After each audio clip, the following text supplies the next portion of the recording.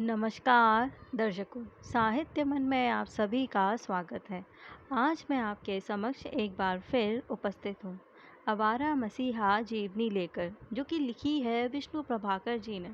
इस जीवनी के प्रथम पर्व और द्वितीय पर्व के संपूर्ण भागों का वाचन पूर्ण हो चुका है और तृतीय पर्व का भाग 1 से लेके भाग 19 तक का वाचन भी पूर्ण हो चुका है। इन सभी भागों का वाचन आप मेरे चैनल से वीडियो के रूप में प्राप्त कर सुन सकते हैं। अब हम शुरू करेंगे तृतीय पर्व का भाग 20। साधारणतया साहित्यकार में कोई न कोई ऐसी विशेषता होती है जो उसे जनसाधारण से अलग करती है। उसे सनक भी कहा जा सकता है। पशु पक्षियों के प्रति शरद बाबू का प्रेम इसी सनक तक पहुंच गया था। कई वर्ष पूर्व काशी में एक विद्यार्थी ने उनसे पूछा, मैं आपके उपन्यासों में वर्णित मानवता से बहुत प्रभावित हूँ, लेकिन उन कुत्तों पर आप जो इतना ऐसा व्यय करते हैं वह समझ में नहीं आता। शरदचंद्र मुस्कुराए बोले, तुम ठीक कहते हो, पर शायद तुम नहीं जानते कि मनुष्य पर मैंने इससे भी अधिक खर्च किया है। उन्होंने गलत नहीं कहा था। मानवीय करुणा का जो पाठ उन्होंने बचपन में राजू की पाठशाला में पढ़ा था, जीवन भर वह उसी को आकार देते रहे। रंगून में भी सर्वहरा ही उनके सब कुछ थे। बंगाल लौटने के बाद उन्होंने गांव वालों के लिए विद्यालय खोले, पदघाट बनवाए, उनकी ओर से मुकदमे लड़े, नाना प्रकार से नाना लोगों की आर्थिक सहायता की। उस दिन पोष के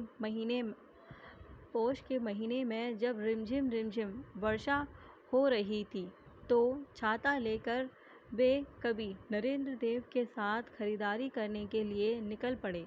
सहसा उनकी दृष्टि एक भिखारिन पर पड़ी। वर्षा से उसके सारे कपड़े भीग गए थे। वह शीत से थर-थर काँप रही थी। उन्होंने तुरंत बटुआ निकालकर उसकी हथेली पर उलट दिया। नोट, रुपये, रेज़गारी, काफ़ी धन था।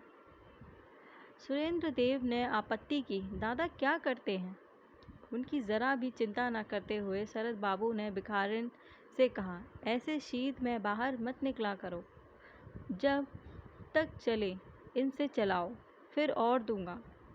और उसे उन्होंने अपना पता लिखकर दे दिया। एक और दिन इन्हीं कवि नरेंद्र देव के घर पर गपशप में बहुत रात बीत गई।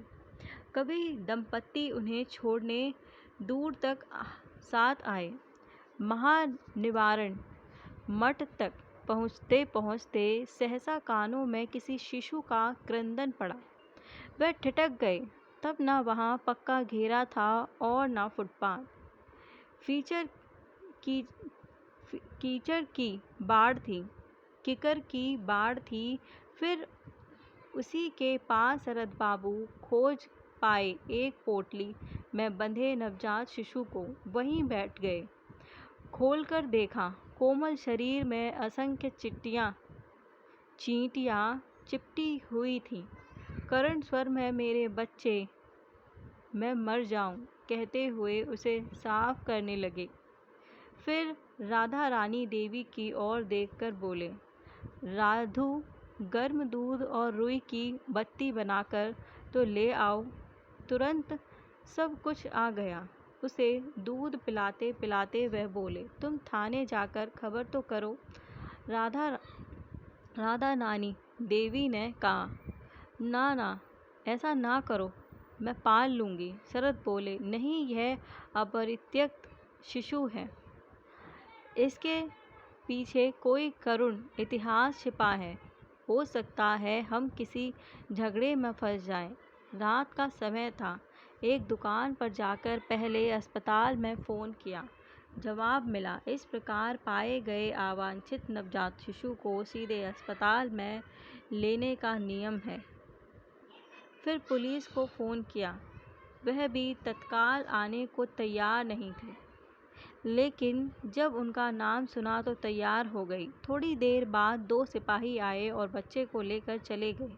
तब तक वह वहीं पर बैठे रहे। इतना ही नहीं, अगले दिन चिलचिलाती धूप में दुकानदार को टेलीफोन के पैसे देने के लिए भी स्वयं आए। कालांतर में इस घटना के साथ जो अपवाद जुड़ गए थे, उनमें एक यह भी था कि वहां पर जो छोटी सी भीड़ इकट्ठी हो गई थी, उसमें से एक व्यक्ति ने उन्हें बिना पहचाने कहा था, जीते रहें शरद बाबू, बंगाल में घर घर के आगे ऐसे ही बच्चे मिला करेंगे।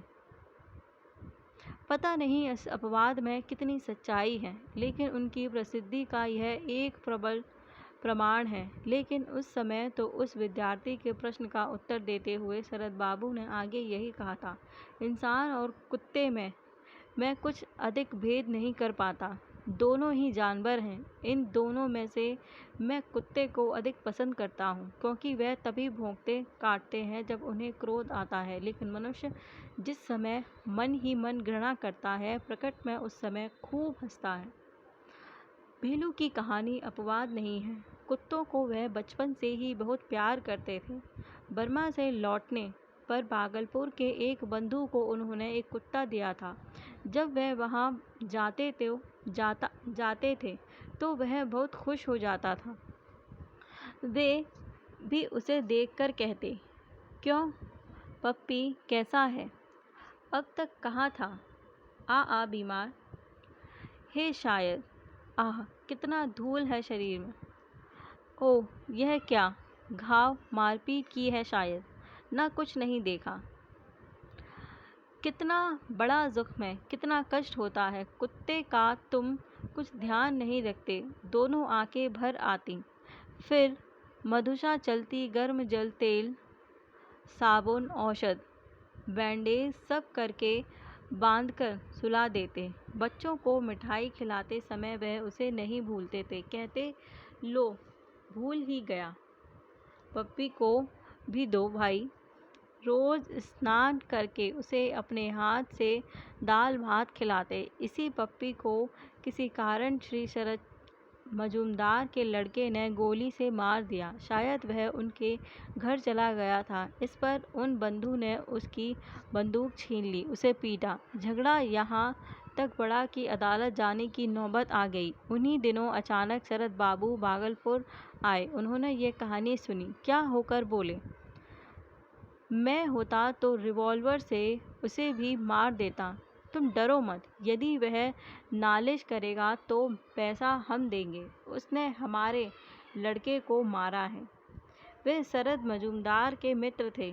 जब भी आते उनसे मिलने जाते, लेकिन इस घटना के बाद वह कभी उधर नहीं गए। बुलाने पर भी नहीं गए। कहा, उन्हें ही भेज दो, उनके लड़के ने पप्पी को मारा है। काशी प्रवास में उन्होंने शैलेश बेशी से कहा, काशी में आकर ब्राह्मण भोज करना पड़ता है, लेकिन मैंने क्या निश्चय किया है जानते हो? मैं कुत्तों का भोज करूँगा। काशी के कुत्ते दुखी हैं। छुआछूत का यहाँ बहुत विचार है। कुत्तों को छूने मात्र से यहाँ स्नान करना होता है। बेचारे बिना खाए ही मर जाते हैं। उन्हें ही खिलाना चाहिए। और ऋषि महाशय प्रत्येक मोड़ पर कुत्तों की खोज करते फिरते। उनको इकट्ठा करके उन्हें भूरी भोजन खिलाया गया। उनकी आज्ञा थी कि जब तक कुत्ते का खाना पीना नहीं हो जाता, तब तक कोई मनुष्य नहीं खा सकता।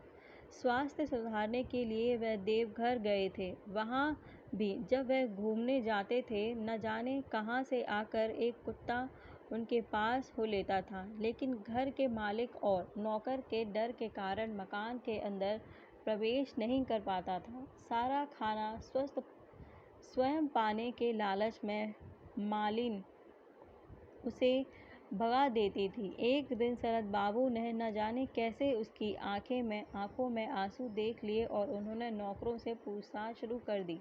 शोर सुनकर मित्र वहां आए। जब उन्होंने यह कहानी सुनी तो मुस्कुराकर बोले, दादा की बातें निराली होती हैं। आदमियों को तो खाने को मिलता नहीं और आप राह के कुत्ते को बुलाकर खिलाते हैं खूब।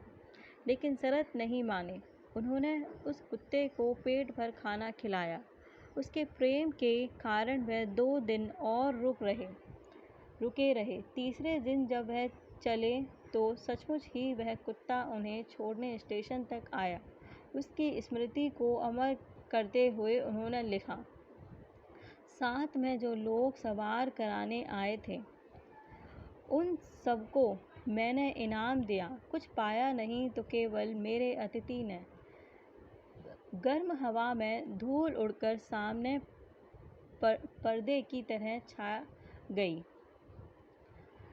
जाने के पहले इसी पर्दे के भीतर से मैंने अस्पष्ट देखा कि स्टेशन के फाटक के बाहर मेरा अतिथि खड़ा एकटक मेरी ओर ताक रहा है। ट्रेन सीटी देकर चली थी। घर लौटने का आग्रह या उत्साह मुझे अपने मन के भीतर कहीं ढूंढे नहीं मिला। केवल यही ख्याल आने लगा कि मेरा अतिथि आज लौटकर देखेगा कि घर का लोहे का फाटक बंद है, उसके भीतर आने का कोई उपाय नहीं है। शायद रास्ते में खड़े होकर 2-3 दिन मेरी राह देखेगा। शायद सन्नाटे की दोपहरी में किसी समय फाटक खुला पाकर चुपचाप ऊपर चढ़ जाएगा और मेरे रहने के कमरे को खोजेगा। मुझे ना पाकर फिर राह का कुत्ता राह में ही आश्रय ग्रहण करेगा। श्रीकांत भी संयोगवश जब अपने बचपन के गांव में पहुंच जाता है तो एक घर के टूटे छप्पर के नीचे एक कंकाल शेष कुत्ते को देखता है। तब यही दर्द उसे भी कटोटता है। वह कुत्ता कुछ देर तक साथ साथ आया और ठहर गया। जब तक दिखाई पड़ा तब तक बेचारा इस और टकटकी लगाए खड़ा देखता रहा। उसके साथ का एक परिचय प्रथम भी है और अंतिम भी।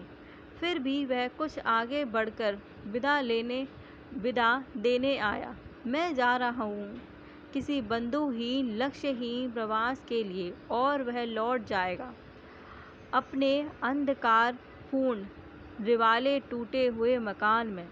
दोनों के ही संसार में ऐसा कोई नहीं है जो राह देखते हुए प्रतीक्षा कर रहा हो।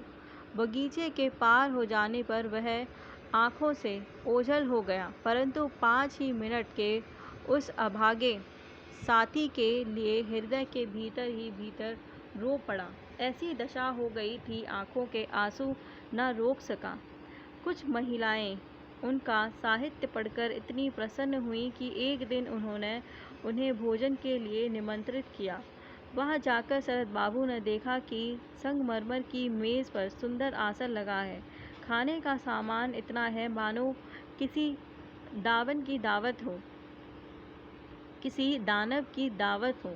सोचने लगे क्या किया जाए। हठात उनकी दृष्टि गली के कुत्तों पर गई। भूख से वह पंजर हो रहे थे, जैसे कई दिनों से पेट भर खाना ना मिला हो। उन्होंने गृहस्वामी से कहा, महाशय एक बड़ा गमला हो तो मंगवा दीजिए। गृहस्वामी को कुछ आश्चर्य तो हुआ, पर आग्रह अतिथि का था। उन्होंने गमला मंगवा दिया। शरद बाबू ने उसमें दाल भात, मांस, तरकारी, मिठाई और खीर, जो कुछ भी था सब भर दिया और फिर गली में ले जाकर कुत्तों के सामने रख दिया। आह! उस दिन वे जी उठे, लेकिन गृहस्वामी तो अवाक रह गए। कुछ देर बाद इतना ही कह सके, इसको तो बाल बच्चे भी खा सकते थे। शरद बाबू ने उत्तर दिया, वे तो रोज ही खाते हैं, लेकिन कुत्तों को तो आज ही मिला है। बेचारे जी गए। एक बार न जाने कहाँ से आकर एक कुतिया उनके बाग में बच्चे दे गई। रोज समय पर आकर वह उन्हें दूध पिला जाती थी, लेकिन एक दिन वह समय पर नहीं आई। बस वह व्यस्त हो उठे, बच्चों को दूध पिलाया और फिर निकल पड़े उनकी माँ की खोज करने। 3 दिन तक यह खोज जारी रही। उन्होंने घोषणा की, जो खोजेगा उसे 10 रुपये मिलेंगे। हाँफते हाँफते 2 व्यक्ति हाजिर हुए। बोले, मिल गई। एक सूखे कुएं में गिर पड़ी है पर जिंदा है। शरद बाबू बोले, तो अभी ले आओ, मैं 5 रुपये और 5 रुपये मिलेंगे। कुछ देर बाद कुतिया वहाँ आ गई। माँ को देखकर बच्चे कितने खुश हुए। कई कुई करने लगे। शरद बाबू भी आनंद से उल्लसित हो उठे। सामता भेड़ में उन्होंने एक और लाल रंग का देशी कुत्ता पाला था। नाम था उसका बाघा। वह बेलू का स्थान तो ना ले सका, फिर भी उसके लिए आदर सत्कार का अभाव ना था। एक दिन उसे पागल गीदड़ ने काट लिया और चिकित्सा कराने पर भी वह बच नहीं सका। दर्द भरे हृदय से अपने खाते में उन्होंने लिखा, आज बादा मर गया है। मोहिनी घोषाल के घर के सामने न जाने कब उसे पागल गीदड़ ने काट लिया था। ये कथाएं एक मुंह से दूसरे मुंह होती यात्रा करती हैं, इसीलिए अतिरंजना अनिवार्य है। रूप भी कहीं कहीं बदल सकता है, पर इसी कारण वह मिथ्या नहीं हो जाती। और कुत्ते ही क्यों, दूसरे पशु भी तो उन्हें उतने ही प्रिय थे। एक बार वह भागलपुर के एडवोकेट श्री चंडीचरण घोष के साथ बिहार शरीफ देखने के लिए गए थे। उन्हें एक टंडुम पर सवार होना था, लेकिन घोड़ा चलने को तैयार नहीं था। टंडुम वाले ने उसे 3-4 सांटे दे मारे। शरद बाबू जैसे कांप उठे और बोले, मारो मत, नहीं चलता तो नहीं सही, नहीं जाएगा। टंडुम वाले ने जवाब दिया, अजी यह तो ऐसे ही चलते हैं। और फिर 3-4 साँटे मार दिए। शरद बाबू तुरंत नीचे उतर पड़े। बोले, हम नहीं जाएंगे।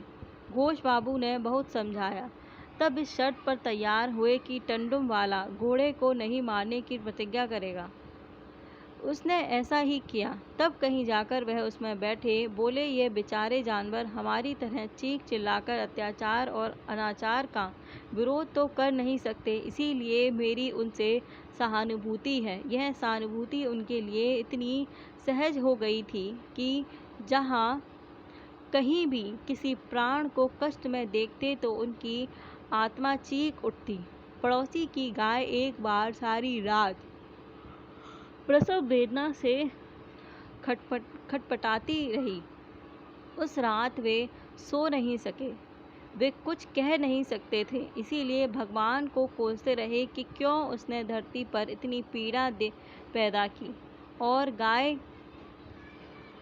गाय ही क्यों, विषधर भुजंग के प्रति भी उनकी ममता वैसी ही असीम थी। शीत ऋतु में दोपहर के समय सामता बेड़ के मकान के सामने बाग की घास के ऊपर बड़े बड़े सांप धूप में जाकर लेटते थे। शरद बाबू उस समय वहाँ बैठकर पहरा देते थे और बच्चों को रोकते थे, तुम लोग उधर न जाओ, वहाँ वे धूप खा रहे हैं, तुम्हारे जाने पर भाग जाएंगे। चिड़ियों के प्रति भी उनकी ममता कम नहीं थी। देवघर की स्मृति नामक अपने निबंध में उन्होंने कुत्ते की कहानी के साथ साथ पक्षियों का भी मनोहर वर्णन किया है। मैं देखता था उन चिड़ियों का गाना शुरू हो जाता है, उसके बाद एक एक करके बुलबुल, श्यामा, शालिक और टुनटुन नाम की चिड़िया आती हैं। पास के घर में जो आम का पेड़ था, मेरे घर के बकुल कुंज में, सड़क किनारे के पीपल की चोटी पर वह सब चिड़िया जमा होती थी। सबको मैं आँखों से देख नहीं पाता था, लेकिन हर रोज़ बोली सुनते सुनते ऐसा अभ्यास हो गया था जैसे उनमें से हर एक चिड़िया मेरी पहचानी हुई है। पीले रंग की वनबहू नाम की चिड़िया का एक जोड़ा ज़रा देर करके आता था। दीवार के किनारे यूकलिप्स नाम कि एक विलायती वृक्ष की सबसे ऊंची डाल पर यह जोड़ा बैठता और अपनी हाजिरी दे जाता। एकाएक ऐसा हुआ कि न जाने क्यों वह जोड़ा 2-3 दिन तक नहीं आया। यह देखकर मैं व्यस्त हो उठा। मन में सोचने लगा कि किसी ने उन्हें पकड़ तो नहीं लिया। इस तरफ चिड़ियामारों की कमी नहीं है। चिड़ियों को पकड़कर बाहर भेजना ही इन चिड़ियामारों की जीविका है। लेकिन 3 दिन के बाद यह जोड़ा फिर आया। उसे देखकर जान पड़ा कि सचमुच यह भारी चिंता दूर हो गई और उस दिन जो उनकी यह पर दुख कातरता चरम सीमा पर पहुंच गई। एक बंधु के साथ श्याम बाजार की ओर जा रहे थे कि सहसा कानों में काकातुआ की करुण चित्कार सुनाई दी। वह चित्कार एक विशाल भवन के अंदर से आ रही थी। शरद बाबू एकाएक व्यग्र होकर भीतर चले गए। क्रुद्ध दरबान भी उनको रोकने में व्यर्थ नहीं हो सका। क्रुद्ध दरबान भी उनको रोकने में समर्थ नहीं हो सका। जाकर देखा, काकातुआ का गला किसी तरह एक रस्सी में फंस गया है और फंदे से निकलने में असमर्थ हो आर्तनाद कर रहा है। वह तुरंत गले से फंदा निकालने लगे। दरबान ने सोचा, हो ना हो यह चोर है, काकातुआ को ले जाना चाहता है। वह उन्हें मारने के लिए दौड़ा। तभी शोर सुनकर घर के मालिक बाहर आ गए। शरद बाबू को देखकर उन्होंने पूछा, आप कौन हैं और किसको चाहते हैं? उत्तर में शरद बाबू ने प्रश्न किया, यह पक्षी आपका है? पक्षी पालने का आपको बड़ा शौक है? भद्र पुरुष अवाक रह गए। बोले, आप क्या कह रहे हैं? शरद बाबू ने जवाब दिया, जीव जंतु पालने के लिए हृदय में बड़ी ममता चाहिए। कब से पक्षी चिल्ला रहा था, किसी का ध्यान नहीं गया। भद्र पुरुष ने समझा कि निश्चय ही यह कोई पागल है। तब तक शरद बाबू ने बंधु भी भीतर आ गए थे। शरद बाबू के बंधु भी भीतर आ गए थे। उन्होंने भद्र पुरुष से कहा, ये हैं शरदचंद्र चट्टोपाध्याय। सुनकर भद्र पुरुष बड़े व्यथित हुए, क्षमा मांगने लगे और शरद बाबू भी सब कुछ भूलकर शांत हो गए। रंगून में उनके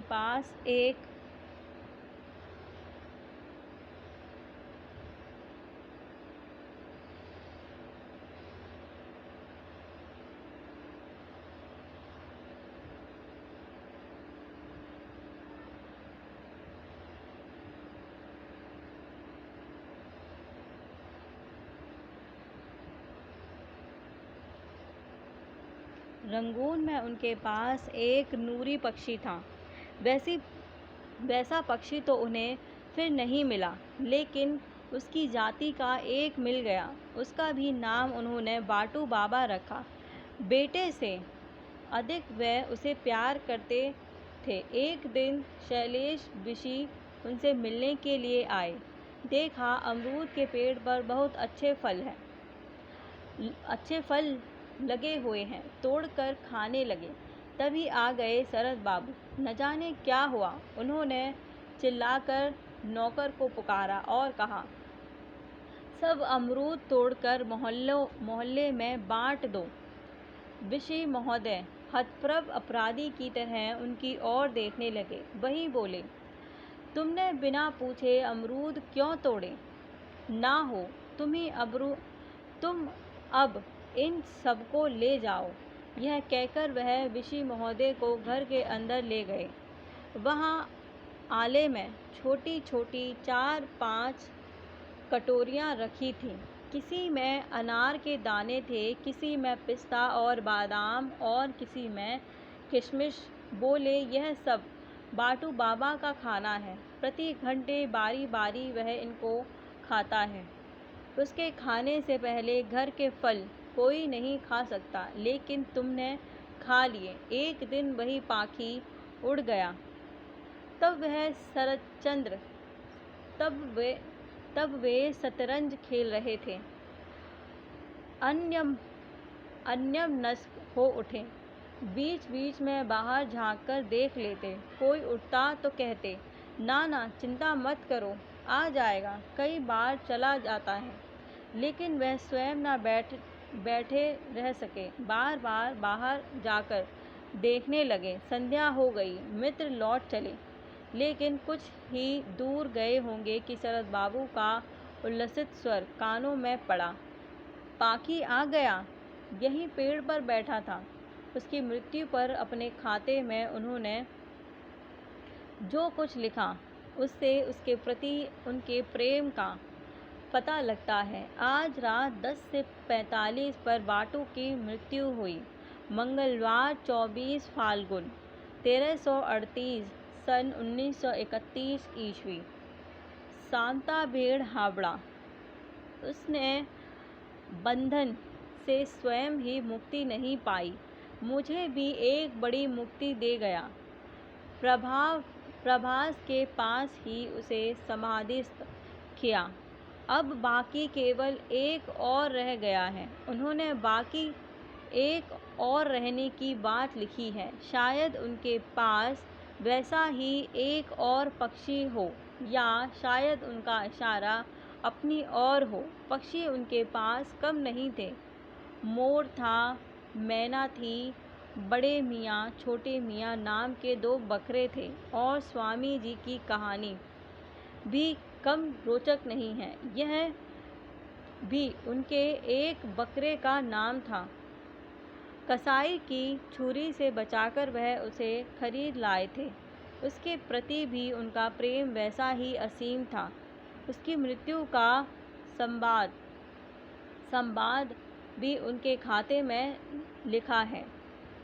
13 माघ 1339 1932 ईस्वी। बेला 11:03 बृहस्पतिवार। स्वामी जी की मृत्यु। एक और भावना समाप्त हो गई।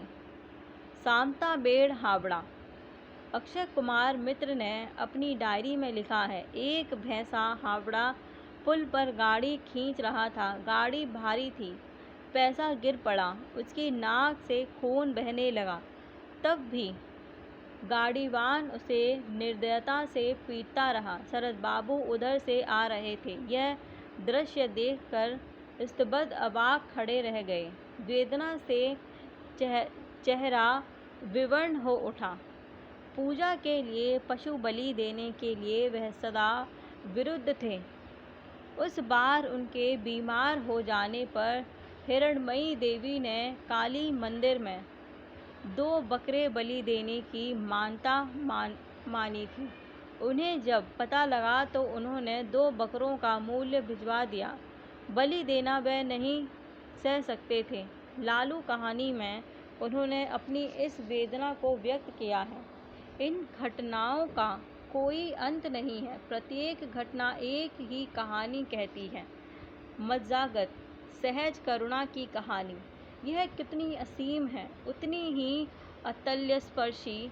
उसमें ना ढोंग है, ना प्रदर्शन। इस असीम करुणा के भीतर से इस कथा शिल्पी का जो चित्र उभरता है, वह क्या सचमुच ही किसी कुगड़ कुमारकी का चित्र है? क्या यह स्नेह केवल इसलिए था कि जीवन में उन्हें घोर उपेक्षा मिली थी? यह उनकी अपनी कोई संतान नहीं थी, या कोई उनकी अपनी संतान नहीं थी? ऐसा होना बहुत संभव है, लेकिन साथ ही यह भी स्पष्ट है कि यह करुणा धारा उनकी सहज मानवता का एक अंग मात्र है। SPCA जानवरों के प्रति निर्दयता को रोकने वाली सुप्रसिद्ध संस्था है। वर्षों तक वह इसके प्रत्यक्ष रहे। उनके कार्यकाल में इस संस्था के अधिकारियों के विरुद्ध कलकत्ता के गाड़ी वालों ने सत्याग्रह किया था। एक समय तो यह इतना हिंसक हो उठता था कि गोली चलानी पड़ी थी। 4 व्यक्ति मर गए थे। हावड़ा में भी दंगा होते होते बचा था। अध्यक्ष होने के नाते शरद बाबू को बहुत कुछ सहना और करना पड़ा था, लेकिन निरीह पशुओं के प्रति निर्दयता वे किसी भी तरह स्वीकार नहीं कर सकते। यहाँ ये भाग पूर्ण होता है। मेरा वीडियो देखने के लिए आपका धन्यवाद। मैं आपसे फिर मिलूँगी एक नए वीडियो में एक नए भाग के साथ। तब तक के लिए आप सभी को नमस्कार।